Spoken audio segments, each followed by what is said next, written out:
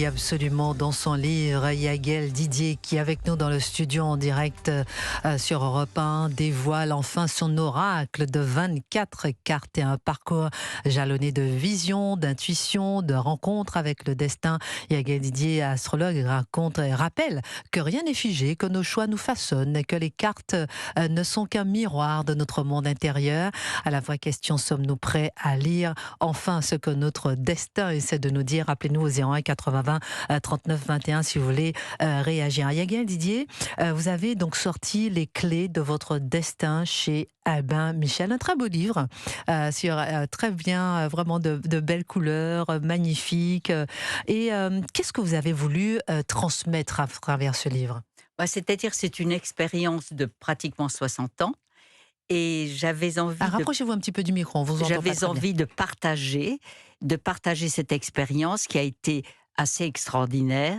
Et ce jeu, je l'ai voulu parce qu'il est très ludique, il fait pas peur. Et Mhm. c'est pour ça que j'ai voulu le transmettre au plus grand nombre, parce que j'ai eu entre les mains des beaux tarots, évidemment, il y en a des centaines et des centaines, mais celui-là, je l'ai trouvé particulièrement sympathique. Ah, Et c'est très important, lorsqu'on décide de s'amuser ou de faire très sérieusement cet exercice, si vous voulez, de voyance, c'est très important de rester dans le positif. Pour moi, c'était essentiel. Oui, de rester dans le positif. Donc, c'est pour ça que vous avez un oracle de 24 cartes que vous dévoilez donc dans ce livre, Les clés de votre destin. Vous avez pris conscience de vos capacités, Yaguel Didier, vous dites 60 ans, vous aviez 24 ans. Oui, absolument. Racontez-nous comment. Alors, je suis arrivée à Paris, je raconte tout ça dans mon livre, à Oui, 21 ans. oui. J'étais jeune fille au père parce que je ne savais pas quoi faire de ma vie. J'ai commencé dans la mode, le crochet, ça marchait très très bien. Au bout d'un an, j'avais déjà une clientèle. D'abord, je suis arrivée à Paris, jeune fille au père, parce que j'avais pas d'argent. Mhm. Mais un an après, déjà, je partageais une chambre de bonne avec une copine et me suis lancée tout de suite dans la mode, qui a tout de suite très très bien marché. Mhm. Et mes amis, les amis d'amis venaient et je me mettais à leur raconter des histoires. Ce qui est quand même très l'opposé de mon éducation, qui est une éducation très stricte, religieuse. Évidemment, on ne parle pas de voyance. C'est entaché d'infamie.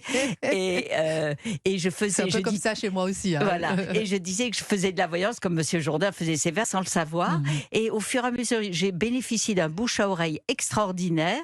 Et les amis d'amis, la mode a duré quand même quelques années.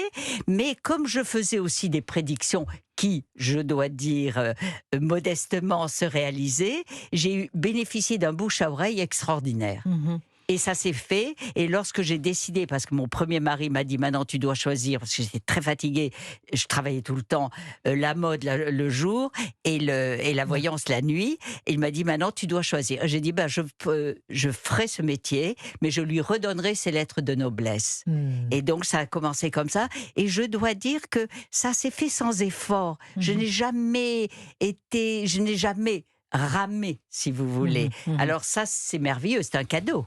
Mais vous connaissez tout Paris. D'ailleurs, vous dites que vous êtes on dit de vous que vous êtes la voyante du tout Paris.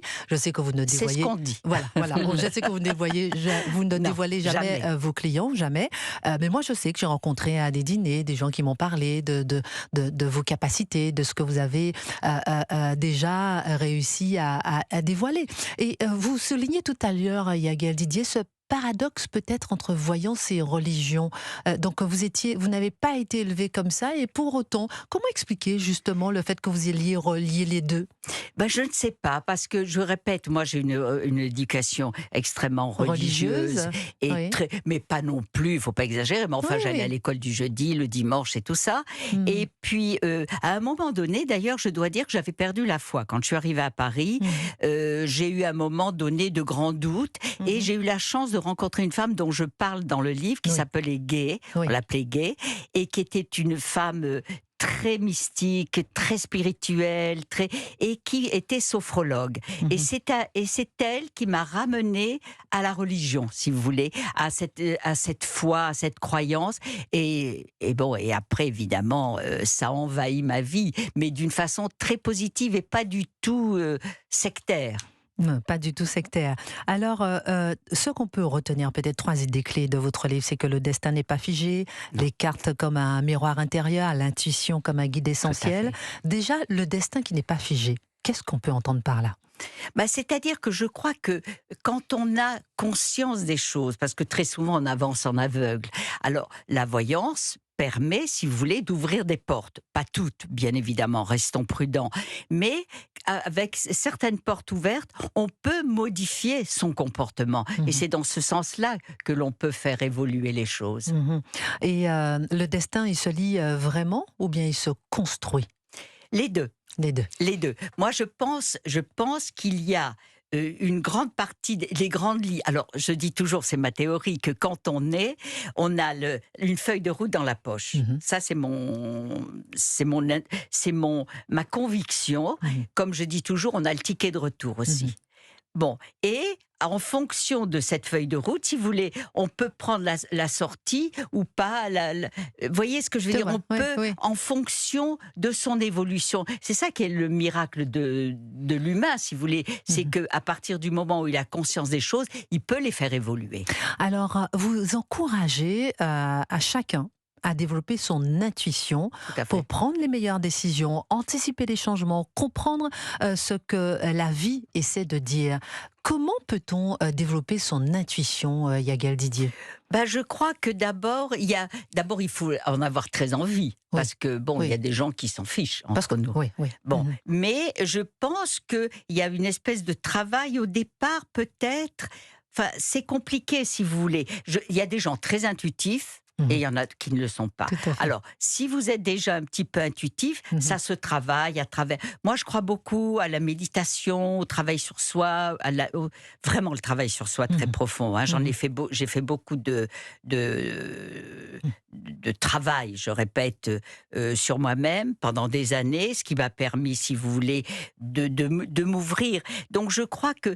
Mais vous savez, je répète, chacun a son chemin, chacun a sa route, et surtout il faut que la voyance, que la prédiction, si vous voulez, apporte un élément de plus à la personne qui vous consulte. Et vous dites toujours, toujours positif. Gabriel Cluzel, une question. Est-ce que les femmes consultent plus les voyantes que les hommes? Parce que vous parlez d'intuition.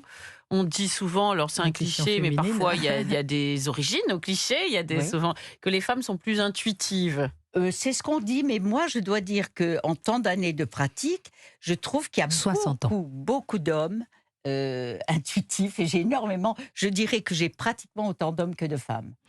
C'est Éric pas un Tegner. pouvoir. Attends, Ah, pardon. oui, bah, Ah oui, non, mais est-ce que allez-y, c'est j'ai pas, vu. est-ce que vous vous dites pas, mais je risque d'influer sur le destin des gens, en leur disant des choses? Est-ce que c'est pas une responsabilité Ah ben énorme? c'est une responsabilité énorme dont j'ai conscience, donc je fais très très attention, mais par moments je peux me censurer. Il y a des choses que je ne dis pas, je ne dis pas tout bien évidemment.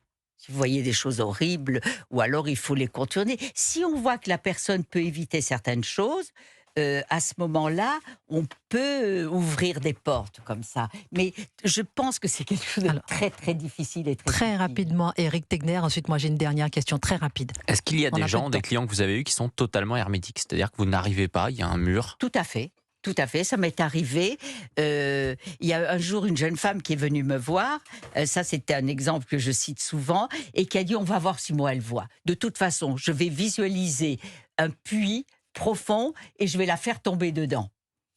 Et puis elle n'y croyait pas, puis elle avait envie de me piéger quand même, ça il y a quelques années, et elle s'assoit devant moi et je sens un malaise, un malaise.